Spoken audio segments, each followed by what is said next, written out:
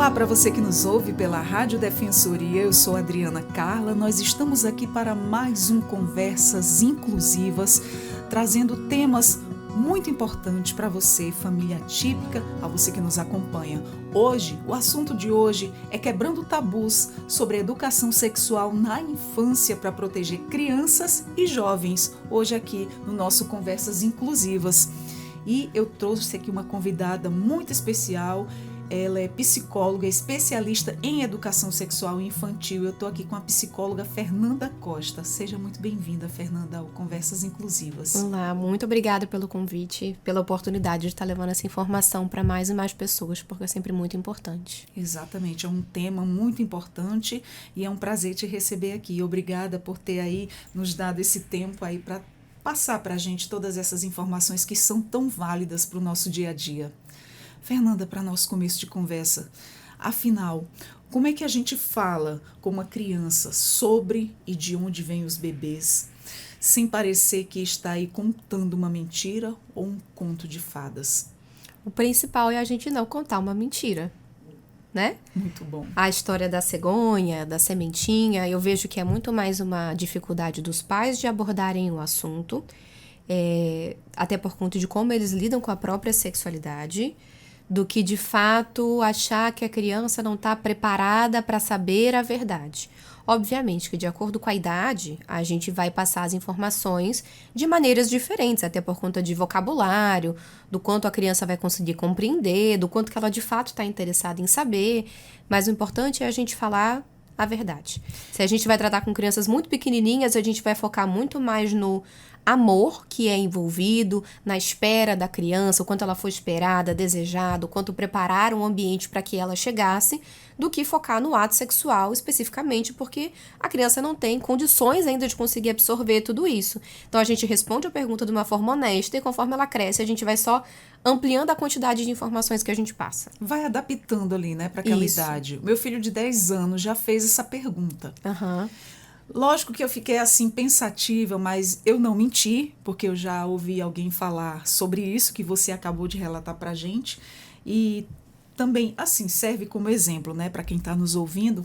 E aí eu fui dando assim uma explicação de leve, sem entrar muito no detalhe, sem bater na parte pesada, né? E aí ele meio que se conformou com a resposta. Eu digo, então eu acho que eu consegui passar de modo não tão pesado para a idade dele, né, e de forma acessível que ele possa ter um pouco de compreensão. E sabe o que acontece também? Às vezes a criança vem perguntar, principalmente as crianças mais velhas, né, nessa idade assim de 10 anos. Isso. Elas já têm uma noção do que seja e ela te procura para confirmar. Então, se você começa a inventar história, ela já sabe que é lorota, ela vai falar, então aqui eu não vou conseguir de fato ter as informações verdadeiras. E às vezes, para perguntar qualquer outra coisa, eu não vou procurar minha mãe e meu pai, porque eu sei que quando eu perguntei sobre aquele assunto, ele tentou me enrolar. Então, é importante a gente, primeiro de tudo, devolver a pergunta para a criança. O que você sabe sobre isso? Aonde você ouviu sobre isso? E aí você já vai tendo noção do repertório que ela tem. E a partir daí você consegue formar a sua resposta para a criança, baseado sempre no que ela já sabe sobre. Muito interessante. Eu costumo perguntar porque hoje duas coisas. Você passa uma educação para o seu filho quando ele vai para a escola e está ali com outros coleguinhas de várias criações diferentes. Ele sempre chega questionando: porque meu colega pode ir só para a escola e eu não vou.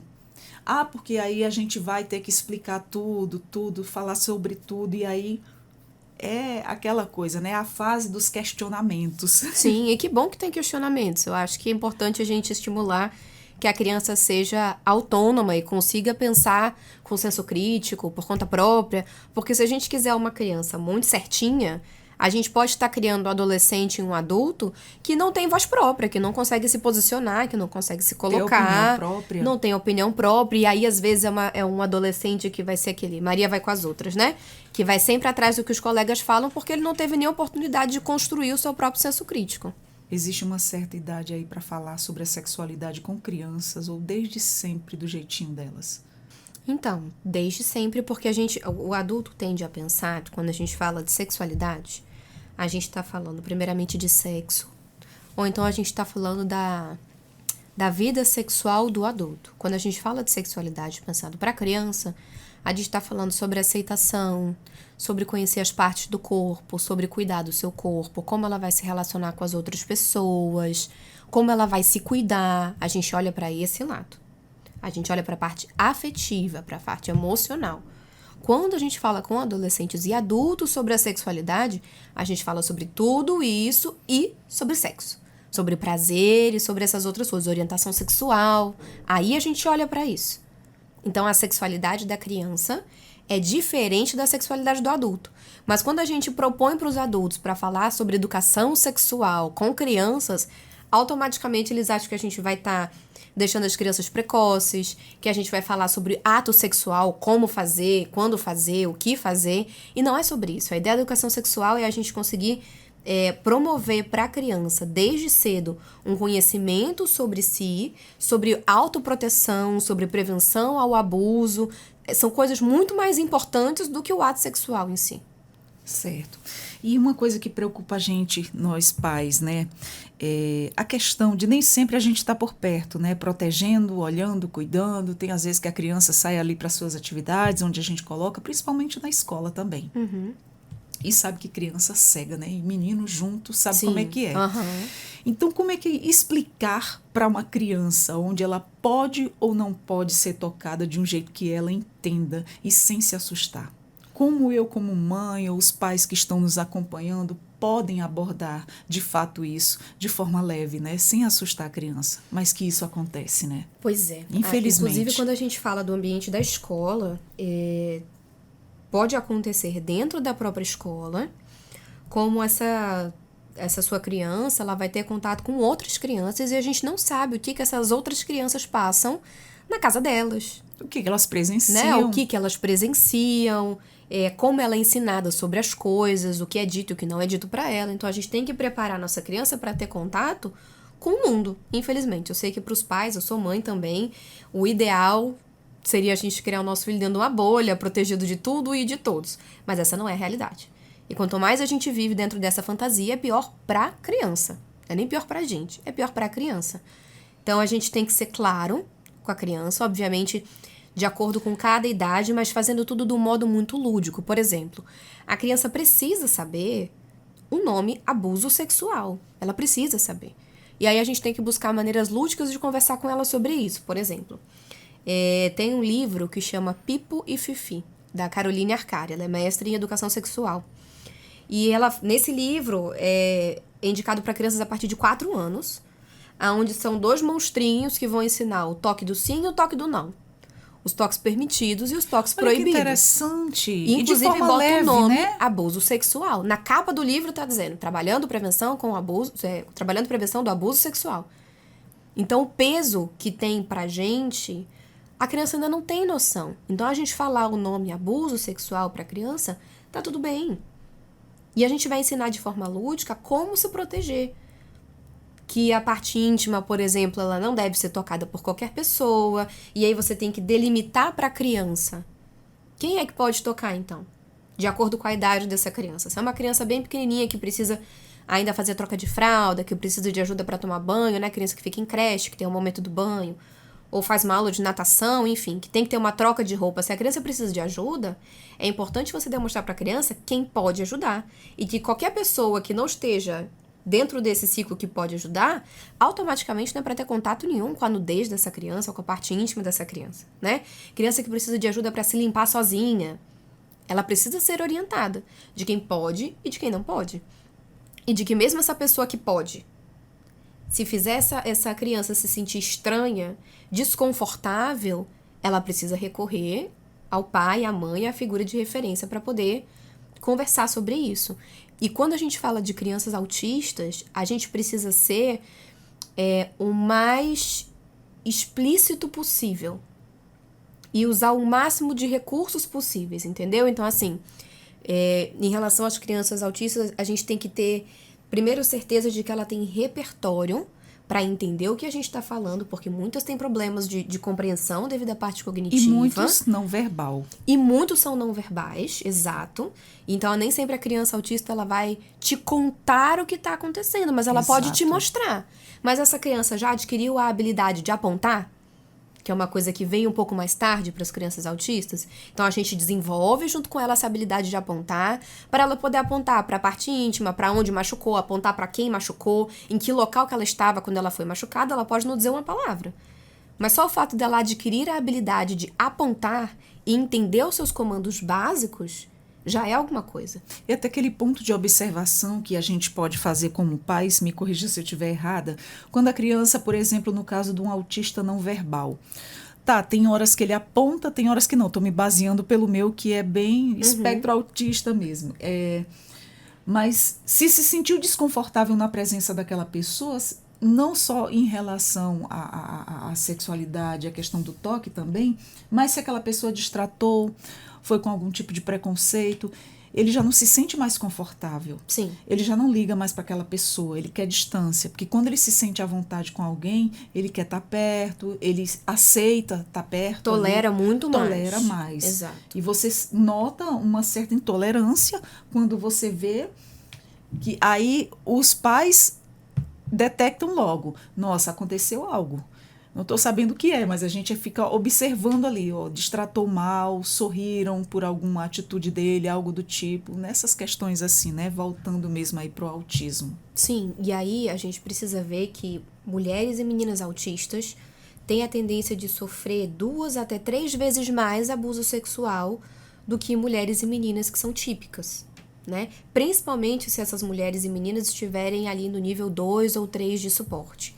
E aí, às vezes, assim, né, a gente sabe que algumas pessoas dentro do espectro, elas têm sensibilidade ao toque, né? Então não toleram muito toque. E aí, quando acontece, às vezes, um toque invasivo, abusivo, e essa criança rejeita, o que vão colocar? Ah, mas é porque ela é autista. Ah, mas é porque ela tem essa sensibilidade mesmo. E aí usa dessa questão da criança para descredibilizar o que ela está querendo mostrar que foi ruim para ela, que foi negativo. Então, os pais precisam conhecer a criança que tem, todas as possibilidades e limitações que ela apresenta, como desenvolver essas limitações. Então, assim, trabalhar junto com o psicólogo, junto com o TO, para ir trabalhando, por exemplo, essa questão da sensibilidade, né, da sensorial ali da pele, para que ela consiga se expressar cada vez melhor sobre os toques que ela recebe, sem que ela tenha esse descrédito, né? E aí, se a gente vai falar com crianças que têm, por exemplo, certa dificuldade de compreensão, a gente tem que ser muito claro e objetivo. Por exemplo, não pode tocar na parte íntima. A gente tem que dizer para a criança, na vulva, não. 2 palavras. No bumbum, não. Ah, o que é o bumbum? Aonde senta. Né? Sim, aonde senta. Não pode tocar. Por onde faz xixi. Não pode tocar. A gente tem que ser o mais claro possível, esmiuçar o máximo possível, porque a gente tem que trazer acessibilidade para essa criança conseguir compreender o que qualquer criança deve compreender para conseguir não necessariamente se proteger, mas avisar se alguma coisa errada está acontecendo. Porque às vezes a gente cai na falácia de que se a gente ensina a criança a se proteger, a gente meio que transfere para ela essa responsabilidade. De, meu filho já sabe se proteger, então não vai acontecer nada. Isso é uma mentira. A criança saber se proteger não garante que nada vai acontecer. Mas aumenta a probabilidade dela te contar quando acontecer. E da gente conseguir interromper essa violência antes que ela dure por mais tempo, cause traumas maiores, né? Então, a gente precisa saber aonde a gente está pisando. E toda criança merece ter acesso a esse tipo de informação, sendo típica ou sendo atípica. E aí a gente vai facilitando ainda mais a linguagem. Quando a gente fala da rede de proteção, por exemplo, de quem pode tocar, quem pode ajudar a trocar fralda, a limpar e etc. Com crianças autistas, é legal a gente usar imagens. Então, quem pode tocar é a mamãe, o papai e a vovó. Pegue fotos. Uma foto da mamãe, uma foto do papai, uma foto da vovó, uma foto da tia da escola, do cuidador da escola, que são pessoas que vão ter acesso ao corpo dessa criança. É um método ABA, né? Exato. E mostra para a criança. Mostra as fotos e mostra se pode tocar e se não pode, com um X em cima. Então, quanto mais lúdico a gente for, melhor ainda para a gente garantir essa proteção. E pais de crianças com deficiência, né? Principalmente o autismo do que nós estamos falando agora, ou deficiência intelectual, muitas vezes eles têm medo, né, de falar sobre a sexualidade. O que você diria para ajudar esses pais a começarem a começar essa conversa? Porque um tabu enfrentado, contando aqui um exemplo, a questão da sexualidade no autismo quando chega à adolescência, que a gente Sim. pensa muito na criança. E aí a gente, uma vez uma mãe de autista também, ela falou, poxa, por que vamos nos unir, vamos ver uma situação onde a gente se reúna e tem, assim, respostas, porque nem todo mundo tem atendimento, nem todo mundo tem acompanhamento, nem Não todo é mundo acessível para todos. tem condições de estar pagando esses acompanhamentos. Você sabe que as filas são imensas, Sim. né, Fernanda? E quem não tem condições de estar pagando aí esse acompanhamento fica desassistido. Então é essa questão que muitas, não são poucas, digo, porque assim, tenho grupos de mães que me acompanham também, e assim, a dificuldade é sempre a mesma. E cada uma lidando ali do seu jeito. E houve uma questão também em relação à escola, de comparações da criança que fez o acompanhamento nessa fase da infância para a adolescência com o psicólogo, a diferença que isso teve, né, que vai chegando na fase da puberdade, você não saber lidar, e a questão também de, principalmente, eu acho que você como profissional deve já ter ouvido muito, que a maioria da carga é para a mãe. Sim. Sempre a mãe, 99% é a mãe. Então, é meio difícil isso, porque a gente, quanto mulher, e ter um filho homem, né? E ele vai passar por essa fase. E aí o psicólogo vem e dá aquelas orientações que você sabe quais são. Sim. E é bem complicado. E as mães têm muita dificuldade. E aí, eu, graças a Deus, tive a sorte de ter esse acompanhamento. Estou só te contando um exemplo, depois você dá seu posicionamento. Eu tive a sorte de ter esse acompanhamento, tanto foi comigo, como foi com meu filho. Porque senão eu iria estar perdida, eu iria estar... Mas graças a Deus a natureza colaborou também, né? E os atendimentos que a gente teve fez muita diferença, mas muita mesmo na nossa vida. Então, o que você diria para essas mães em relação a isso? Porque isso é uma coisa que deixa a gente bem apreensiva. Assim, o principal é a gente entender que autismo, ou enfim, algumas outras deficiências ou transtornos não é sinônimo de assexualidade, né? Para muitas dessas questões, os hormônios ainda estão em dia, tá tudo ok, uma hora vai chegar a puberdade, as transformações do corpo, o desejo sexual, o interesse sexual, ele vai chegar. E a gente precisa trabalhar com essa ideia desde que a criança é pequenininha, assim como a gente trabalha com crianças típicas. Obviamente que a gente precisa ter um cuidado maior, porque o que passa dentro da questão do autismo, às vezes é uma falta de filtro social, né? De entender o que pode e o que não pode, entender os perigos ali da situação, o que é inadequado e o que não é. Então, a gente precisa ensinar desde cedo sobre consentimento, de que você não pode tocar no corpo de outra pessoa e que outra pessoa não pode tocar no seu corpo sem autorização. Isso tem que ser passado desde cedo. A gente tem que ensinar para essa criança sobre privacidade, que certas coisas têm que acontecer em portas fechadas, o banheiro, a porta tem que estar fechada. Tem crianças que desde cedo desenvolvem um comportamento masturbatório por conta de descoberta do corpo, né? É uma região erógena, tem um prazer ali. E tudo bem você se tocar, não tem problema. Desde que a sua mãozinha esteja limpa, desde que você faça isso só no seu quarto ou então no banheiro, não pode fazer na escola, não pode fazer na terapia, não pode fazer na casa da vovó. Então a gente vai dando contorno, vai dando limites desde pequenininho, sabe? Ensinar sobre a importância de usar as peças íntimas, né? A calcinha, a cueca, que é pra proteger a nossa parte íntima, que a gente não pode sair mostrando pras pessoas. Você vê alguém na rua mostrando? Porque não pode, então a gente também não pode agir dessa forma. Então, desde o início, a gente precisa conversar sobre essas coisas que são básicas com a criança, para que quando ela comece a entrar na puberdade, a gente reforce conceitos que ela já sabe. Com crianças no geral, mas principalmente com crianças autistas, a gente tem que sempre olhar para o repertório. Que repertório, que bagagem essa criança tem para que eu consiga acrescentar ensinamentos novos. Eu preciso usar dessa bagagem que ela tem para conseguir acrescentar coisas novas. Então, uma hora vai chegar esse momento, né? Onde ela vai ter o interesse. E aí ela já tem que saber como se portar. Que ela não pode sair abraçando, que ela não pode sair beijando, porque ela está invadindo a privacidade. Então, a gente já falou de privacidade com essa criança muito antes, né? Principalmente crianças autistas, que às vezes têm essa questão do toque, do abraço, do beijo, que não gosta muito, não tolera. E é importante você mostrar para a criança que você está respeitando. Ah, você não quer abraço agora? Tudo bem, eu vou respeitar. E mostra para ela que está sendo respeitado. Se ela vier para cima de você e você não quiser naquele momento, você coloca, olha, agora a mamãe não quer um abraço. Você precisa respeitar o meu espaço. Porque lá na frente, ela já vai ter noção, ela já vai ter repertório, vai conseguir respeitar o limite dos outros e o espaço dos outros com muito menos dificuldade do que se ela não tivesse noção disso.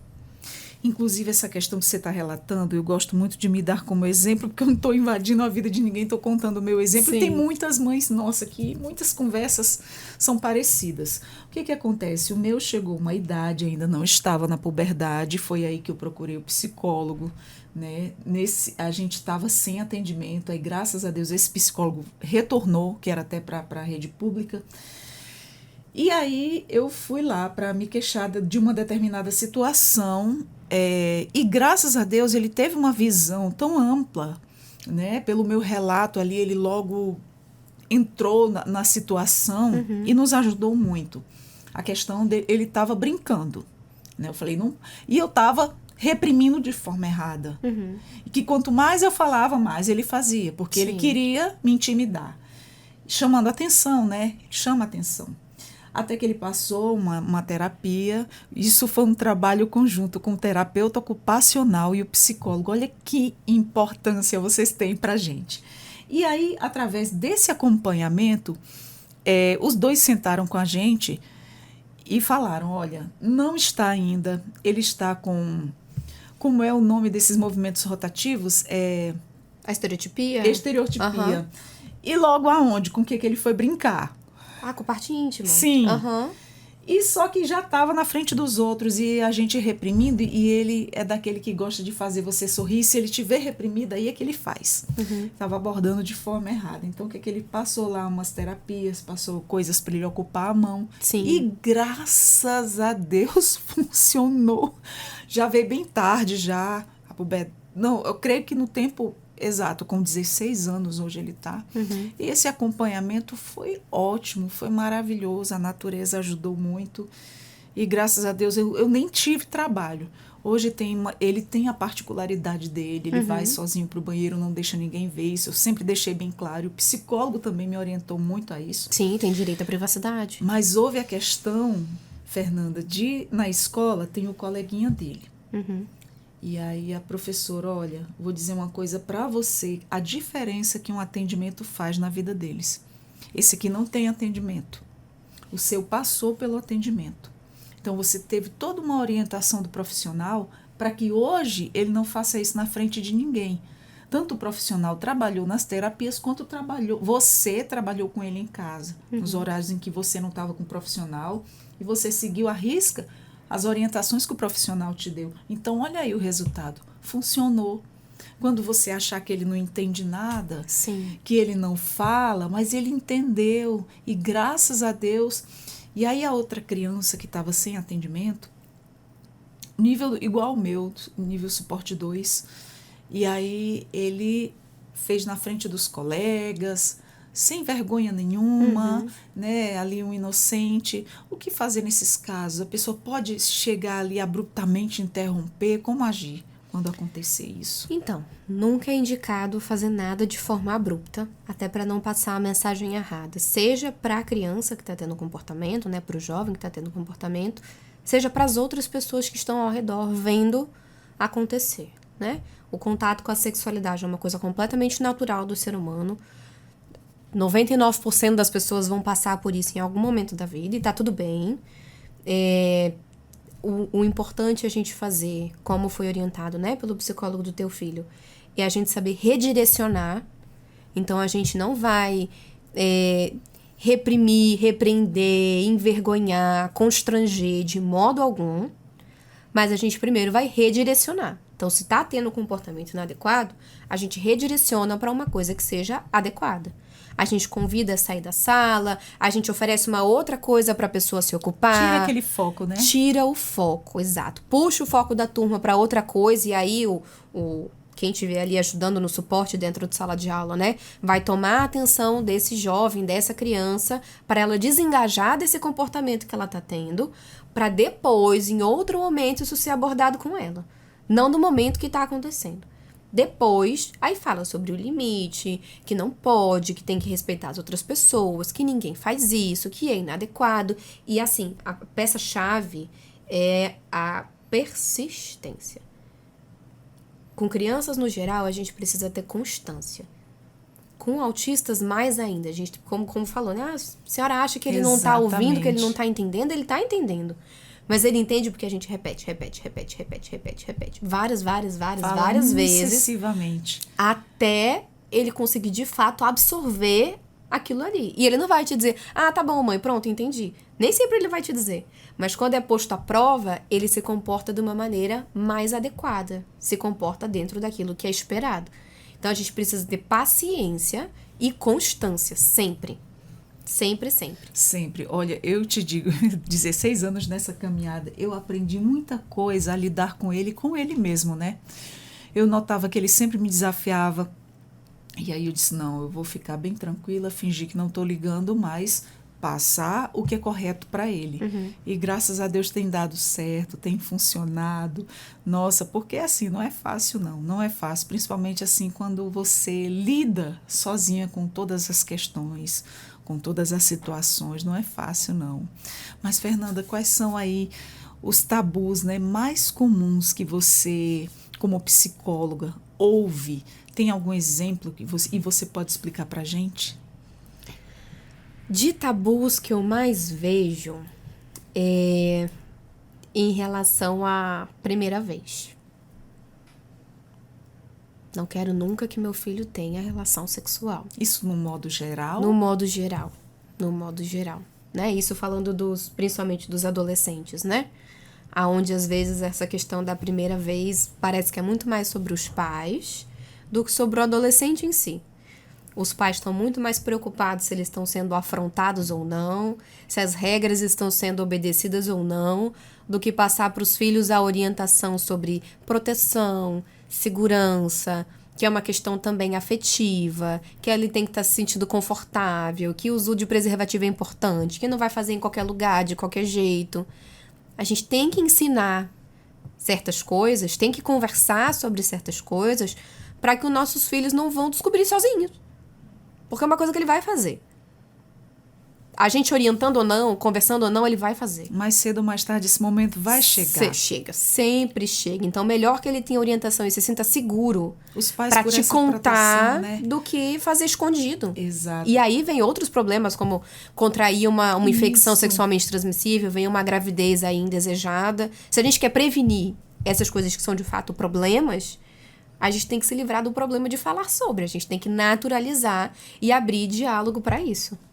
Fernanda, mas me tira uma dúvida em relação ao autismo severo e o nível suporte 3 e o 2. Eu não conto um porque já é mais leve, já é uma pessoa mais sociável, ele consegue trabalhar, ele consegue ter a independência dele. Não que os nossos não consigam, né? Os mais severos. Mas em se tratando da sexualidade, você como profissional, me tira esta dúvida crucial. Se, por exemplo, o meu filho, adolescente, já vai no banheiro, já se toca, tem a privacidade dele lá, ele já sabe esconder tudo bem, ele já sabe como fazer ali escondido, sem mostrar para ninguém, Eu deveria um dia deixar essa criança se relacionar, porque eu como mãe, eu não vejo. E eu quero que você me corrija se eu estiver errada. É a dúvida de muitas mães também, que da mesma faixa etária do meu filho. Eu estou falando aqui em nome de umas 6. Uhum. Tudo do mesmo grupinho. Filhos da mesma idade. Tá. E severos também. E aí o que a gente pensa? Uma pensa de um jeito, outra pensa de outra. Uma diz, não, meu nunca vai fazer. Eu falo dessa forma. Eu como mãe, eu não deixaria, porque eu penso assim na minha cabeça, se ele chegar um dia a ter uma relação sexual, conhecer uma menina, a menina gostar dele, achar que ele é bonitinho, querer se envolver, Eu não vou deixar, porque eu acho que ele não tem maturidade o suficiente, compreensão o suficiente para entender que se aquela pessoa não quiser mais e ele provou daquilo ali do ato sexual e depois ele querer e a pessoa não querer nada com ele, ou em outras questões a pessoa vê que ele é daquele jeito e de repente rejeitar, eu não vou estar causando um trauma maior? O que você me diz em relação a isso? Porque isso me preocupa muito, tanto eu como outras mães. É um fator que nos preocupa muito. E já em relação a alguns pais, fala assim, não, a gente tem que apresentar a mulher para o filho da gente. Porque eu já discordo. Eu já discordo, porque eu não acho, porque a pessoa vai ver que ele é diferenciado, vai ter o preconceito, não vai querer se envolver. E aí esse menino prova do que é uma vida sexual, e se ele não for ter lá na frente, isso não vai causar um trauma, uma frustração, uma desregulagem assim nessa pessoa. O que você me fala sobre isso? Que isso me assusta muito. Tá, vamos lá. Quem te garante que teu filho não vai ter acesso a conteúdo pornográfico daqui pra frente? Olha, por enquanto eu ainda estou dando conta de controlar tudo. Até quando será que tu vai conseguir controlar? Enquanto eu estiver viva. E tem isso também, né? Uma hora você não vai mais estar. Exato. É o que vocês sempre falam pra gente. Você tem que dar a autonomia e independência. Você nunca vai estar aqui você não vai estar aqui para sempre, né? Então, isso foi uma das coisas que eu trabalhei muito com a questão do se cuidar, né? Eu acho que assim, apesar de existir, o autismo, ele é uma série de características que quando uma pessoa apresenta essas características aglutinadas em maior ou menor grau, a gente enquadra ela dentro do diagnóstico de transtorno do espectro autista. Mas a gente entende também que apesar de ter algumas limitações muito parecidas, cada criança é uma criança, cada adolescente é um adolescente. Então, eu vou dizer o que qualquer psicólogo diria, eu acredito. Depende. Eu devo deixar o meu filho se relacionar sexualmente com alguém? Depende. Depende do suporte psicológico que ele vai ter para isso. Depende do que foi trabalhado com ele previamente sobre sexo, sobre o corpo dele, sobre o corpo do outro. Depende. Ele consegue fazer um acompanhamento psiquiátrico também de qualidade? Depende. Então, depende de muita coisa para a gente poder dizer pode ou não pode.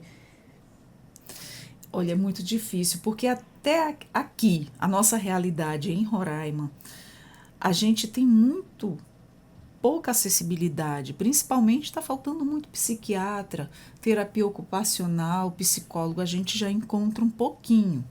Né? E do que tem é sempre muito lotado, né? Sempre. Quando a pessoa depende do SUS, dos atendimentos públicos, tanto prefeitura quanto oferta, né? O Centrinho, tem ali o Rede Cidadania, que hoje já mudou o nome, né? Uhum. As filas são imensas. As crianças que já estão lá sendo assistidas têm a regrinha, né, de não faltar 3 vezes sem dar uma justificativa, porque senão perde a vaga. Sim. Porque tem muitas crianças esperando ainda por atendimento. E é isso. E às vezes, nem todo mundo tem condições de estar pagando particular, né, por um acompanhamento de um psicólogo, psiquiatra. Inclusive, nós estamos sem psiquiatra, né, porque a psiquiatria era no Exam, já não tem mais.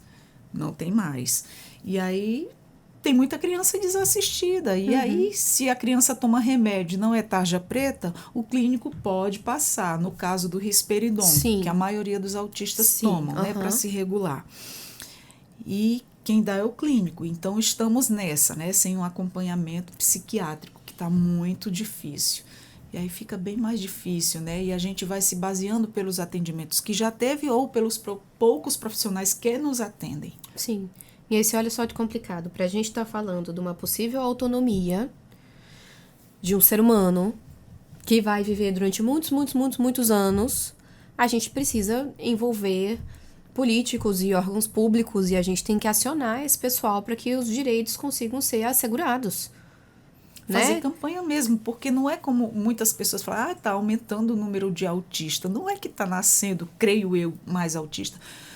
As pessoas estão tendo mais conhecimento, né? E identificando cada vez mais. Hoje, adultos sendo identificados como autista, já se descobrindo já na fase adulta, porque já consegue-se hoje ter um olhar Sim. mais minucioso para essas pessoas e estão aí. Inclusive, eu recebi um convidado nosso aqui, que ele é artista, é músico, é professor, pessoa super inteligente. Eu, como mãe, percebi logo as características, né? Ele não olha no olho, fala bem pouco e, nossa, certas coisinhas do meu filho tinha ali. E a gente identifica logo. Mas, inclusive, ele tinha muitas dificuldades de socializar, de olhar no olho quando conversa. E ele falou que procurou um especialista para uma outra coisa. E que, na verdade, ele foi diagnosticado como autista. Entendi. Já nos seus 35 anos. Acontece bastante hoje em dia. Acontece bastante. Então, eu acredito assim, não é que esteja aumentando necessariamente a quantidade de pessoas com autismo. Eu acho que, de fato, muita coisa não era diagnosticada antes. E hoje em dia pelo conhecimento e tal, né? O acesso.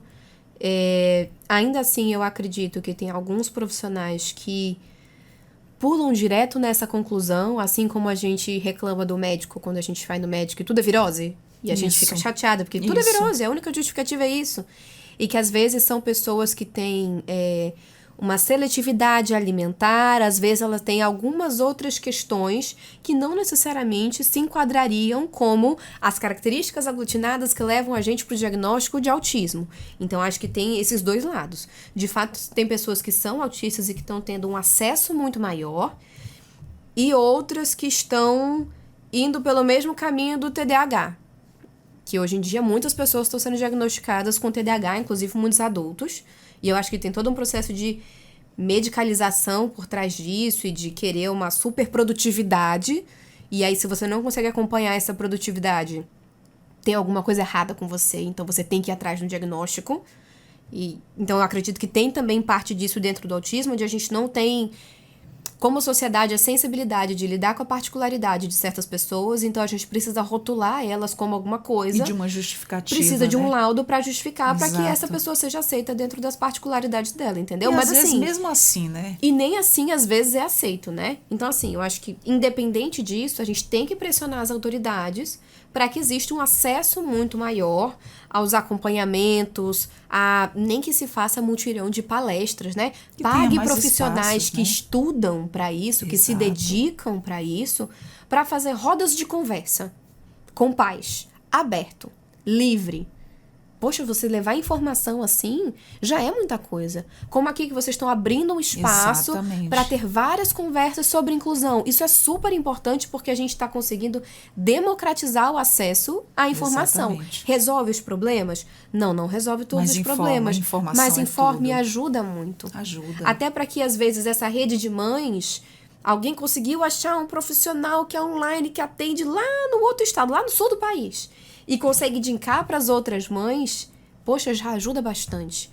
Para aí o profissional conseguir ajudar essas mães a responder, olha, seu filho tem condições de ter uma vida sexual saudável, salvaguardado certas coisas. Ok, aí você orienta e trabalha nisso. Olha, não, teu filho não tem condições de entrar e então a gente vai cuidar dele a partir de certas medicações, talvez para inibir essa resposta sexual. Ele precisa passar por certas terapias para conseguir compreender e redirecionar esses impulsos, enfim. Tem várias possibilidades de se trabalhar. Mas se os pais não são informados, eles vão fazer o melhor que eles podem com o que eles têm. E às vezes o que eles têm é muito pouco.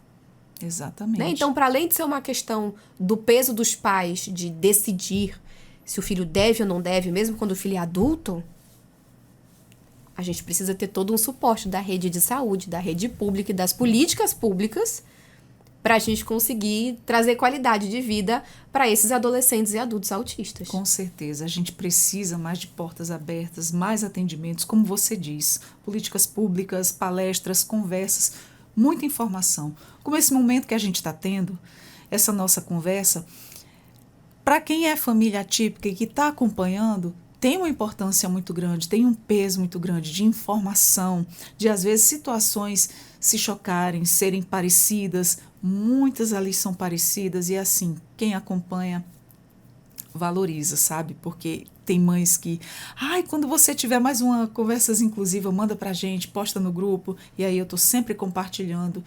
E aí, nossa, isso que você conversou hoje parece que foi para mim.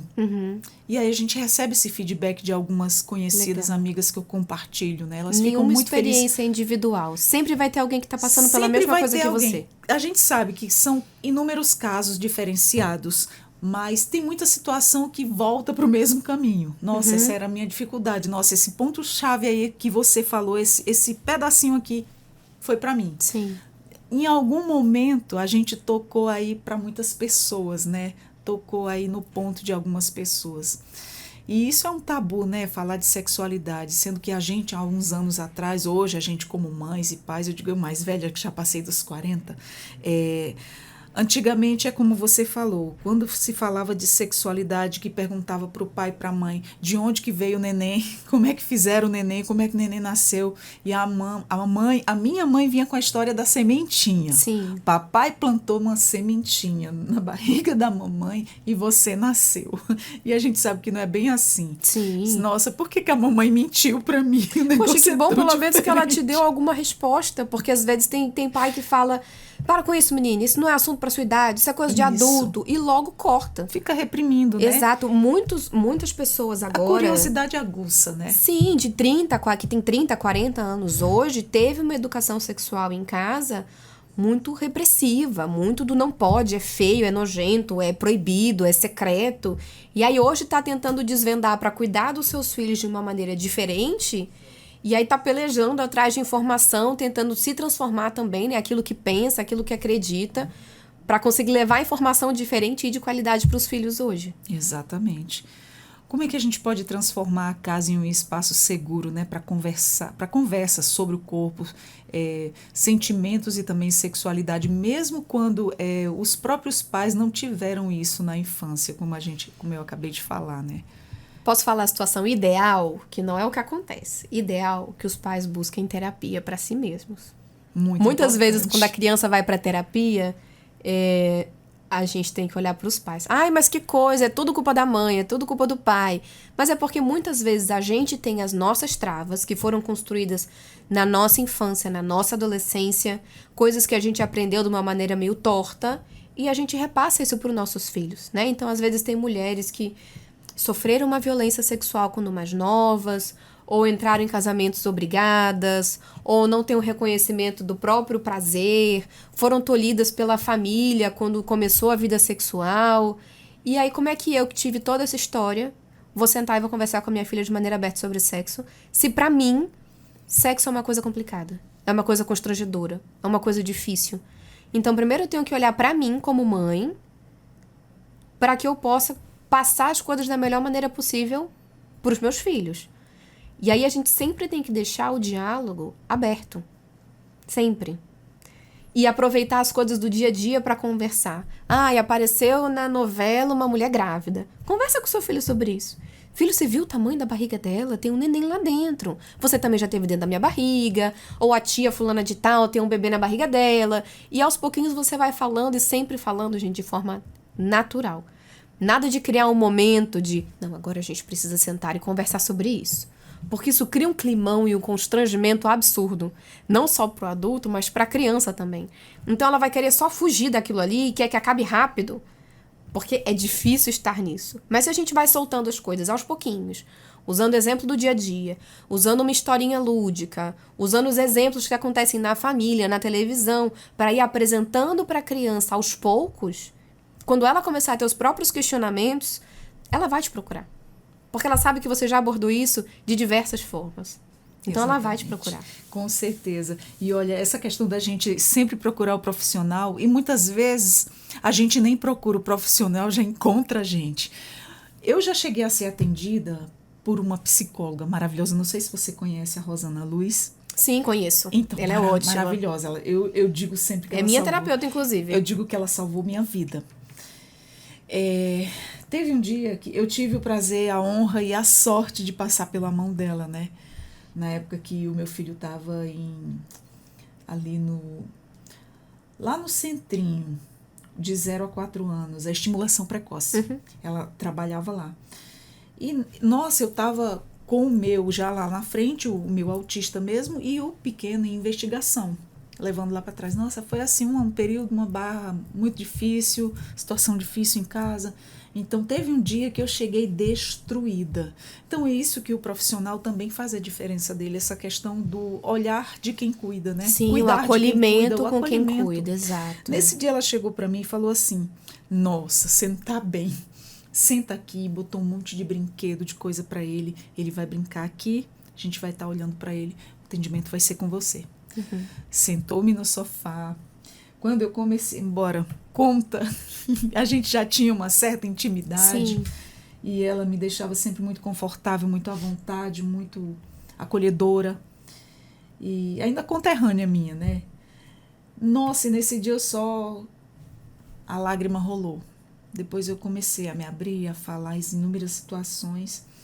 Eu estava travada, né? Eu não via saída para aquela minha situação. E aí foi quando ela me deu todas as orientações que eu levo para a vida.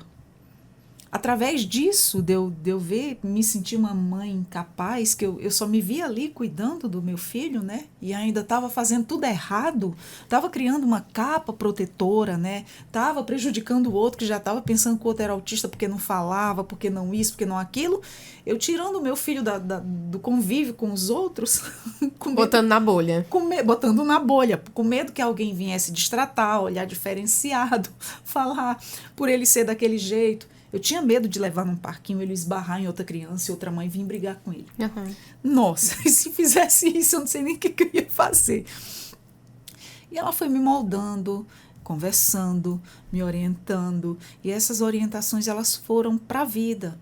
E é isso que a gente deseja para muitas mães, né? Que estão aí, sim, sem assistência, sem atendimento e precisam muito desse acompanhamento. Precisam. Isso até é uma porque para o filho importância. estar bem, a mãe tem que estar bem Exatamente. também. Se a gente pega a mãe como a principal cuidadora, né? Como você disse no início, essa mulher tem que estar bem.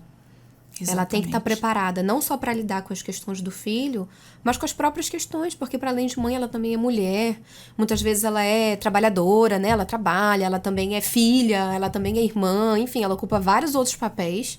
E eu entendo que quando você cuida de uma criança autista, isso toma muito do teu tempo e da tua dedicação.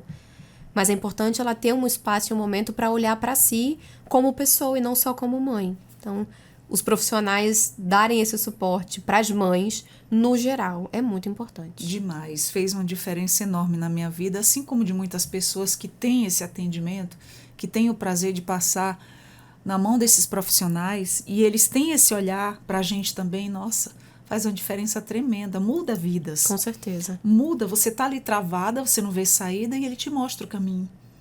E isso nossa, eu devo assim, no dia que eu ver ela de novo, para a mudança daquele tempo para hoje, nossa, é uma mudança consideravelmente, assim, vitoriosa ao extremo. Que legal, que bom. Sabe? Nossa, eu primeiramente Deus, né? Que a gente se apega muito com Deus. E depois essa profissional, assim, que, nossa, fez a diferença enorme na vida minha e do meu filho. E para a gente finalizar, eu não queria te soltar, mas enfim, você precisa atender também. Sim. Você já vai fazer mais bem a outras famílias, acolher mais pessoas. E que Deus te abençoe nessa caminhada. Mais uma última pergunta. Diga. Como é que você explicaria de forma leve e direta o que é educação sexual para um pai e para uma mãe que ainda associa o termo a algo impróprio? Tá. Educação sexual, acima de tudo, é autoconhecimento e proteção, né? Quando hoje em dia a gente tem muito a questão do chá revelação para descobrir Isso. se é menino ou se é menina. Então, antes do bebê nascer, a gente já tá fazendo uma educação sexual. A gente já tá colocando uma expectativa se é menina. Eu já tô pensando em várias coisas que eu espero dessa criança só pelo fato de ser menina. A mesma coisa quando ser menino. Não surpreende quando a gente vê vídeos de chá revelação, onde às vezes a mãe ou o pai fica chateado, visivelmente chateado, quando descobre se é menino ou se é menina. Então já é uma expectativa que a gente está colocando só em cima do sexo, da genitália ali da criança. Isso é educação sexual. Porque vem vários pressupostos e expectativas em cima disso, né? Quando a gente bota para a criança com o que ela vai brincar, as meninas são sempre mais estimuladas a brincar de casinha, de bonequinha, são sempre coisas pro cuidado, não são coisas tão criativas, nem sempre voltadas pro esporte, como a gente faz com os meninos. Isso já é educação sexual. Então a gente vai escolher como passar isso, então a gente precisa fazer isso de forma consciente. E não só ir com a Maria, porque menina gosta mais disso, menino gosta mais disso, e é dessa forma mesmo. Dá oportunidade para o seu filho brincar de tudo que ele quiser brincar. E aí o que ele gostar, ele vai aderir, o que ele não gostar, ele vai perder o interesse. Isso já é educação sexual. Você ensinar para a criança sobre o nome das partes do corpo é educação sexual. A gente não ensina para a criança o nome da cabeça, o nome do braço, o nome do pescoço, do nariz. Então a gente tem que falar do pênis, da vulva, do peito, do bumbum. A gente precisa falar porque é uma parte do corpo como qualquer outra. A gente precisa dar para a criança esse direito de conhecer o próprio corpo. Porque isso, além de trazer uma autonomia para ela, também traz proteção. E o mundo está aí ensinando de forma muito errada muitas coisas. E a internet? Exatamente. A criança vai ter acesso à educação sexual de qualquer jeito. Ela vai aprender sobre isso de qualquer forma. Então é muito melhor que os pais se preparem para isso. Exatamente. E dentro dos valores deles, dentro do que eles acham importante e com muito cuidado e acolhimento, eles orientem os filhos desde cedo. Porque essas crianças vão interagir com outras na escola, elas vão ter acesso meu filho nunca vai ter acesso à internet, você não sabe. Quando ele vai para casa da tia, do primo, do amigo, tu não sabe o que ele faz lá. E o que ele vai estar acessando? O que ele vai estar acessando? Então, quanto mais aberta e acolhedora a gente for, mais esse filho vai voltar pra gente. Eles têm que dar uma educação que faz os filhos virem até nós e não correrem de nós. Né? Então, a educação sexual, gente, é proteção, autoconhecimento e prevenção. Você vai falar de sexo com seu filho, de camisinha, de IST e etc. Quando entrar na puberdade, 13, 14 anos, depois você fala sobre isso. Mas antes disso, tem tantas outras coisas que você precisa abordar. Então, para os pais não fecharem a cabeça achando que sexualidade é só ato sexual. Porque não é. Nossa, que aula a gente teve e chuva de informação boa aí pra gente ficar informado no nosso dia a dia e saber lidar com todas essas questões que muitas vezes a gente tem medo de lidar ou não sabe lidar de forma correta, e a orientação de um profissional é tudo. Obrigada, tá? Eu que agradeço pelo convite, espero que eu tenha conseguido, de fato, levar informações que fizeram diferença na vida das pessoas. Para quem quiser saber mais sobre isso, eu tenho um Instagram onde eu falo única e exclusivamente sobre educação sexual. É só sobre isso. É @Fernanda_PSI, de psi, de psicóloga. Então é só me procurar lá no Instagram, que eu falo só sobre educação sexual e prevenção ao abuso para crianças e adolescentes. E aí pode mandar mensagem no direct, pode fazer pergunta, pode interagir, porque o objetivo desse Instagram é levar informação para as pessoas. Então o máximo de pessoas que a gente conseguir atingir, que maravilha, estamos no lucro. Que trabalho lindo, parabéns. Muito obrigada. Obrigada por todas essas informações riquíssimas para as famílias no modo geral e para as famílias atípicas também.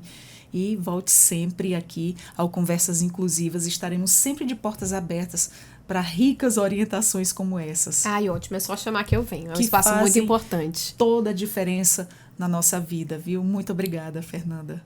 Fica aqui os nossos agradecimentos.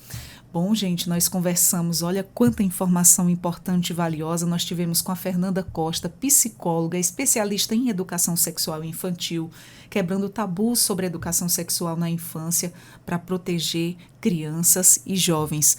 A você que nos acompanhou até agora no Conversas Inclusivas, meu muito obrigada. Compartilhe essa informação com todas as famílias, porque são informações preciosas para o dia a dia, para a orientação sexual dos nossos filhos. Nunca é demais estar sempre bem informado. E nós vamos ficando por aqui. Até o próximo Conversas Inclusivas. Tchau, tchau. Até mais.